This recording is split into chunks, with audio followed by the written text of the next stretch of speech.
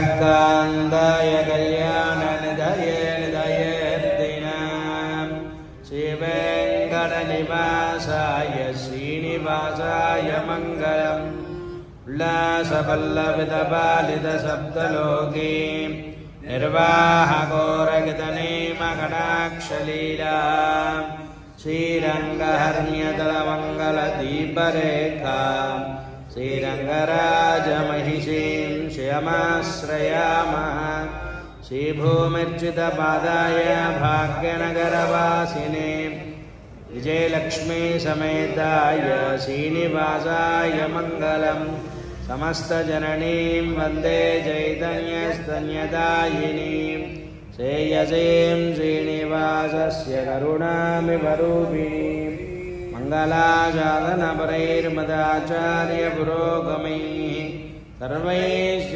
पूर्वैः आचार्यैः सत्कृतायास्तु मङ्गलम्।